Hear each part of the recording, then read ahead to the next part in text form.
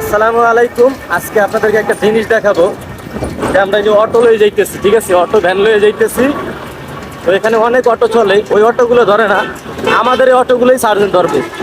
কিভাবে ধরবে আমি দেখাইতেছি। যদি এখানে থাকে আজকে তাহলে ধরার সম্ভাবনা আছে, আর যদি না থাকে তাহলে ধরবে না।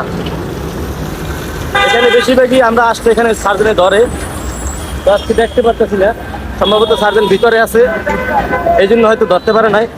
তাহলে বিশেষ করে যতদিন এই জায়গায় আইছি প্রত্যেকটা দিন হেনস্থার শিকার হয়েছি তাদের কারণে।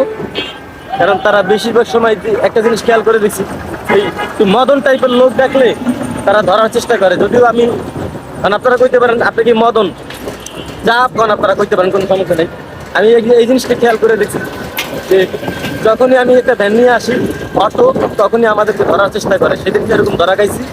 পরে তার পরিচিত একটা মহিলার গাড়ি চালায়, সিটি কর্পোরেশনের ড্রাইভার, সে দেখা বলছে সাইডে দেন। পরে আমাকে সাইডে দিচ্ছে, ওদিনকে এখন কপালটা ভালো ছিল। যাই হোক, আজকে আমাকে দেখতে পারে নাই, হয়তো আজকে দূরে ছিল ওই সাইডে, যার কারণে ধরতে পারে নাই। তাহলে আজকে আমরা।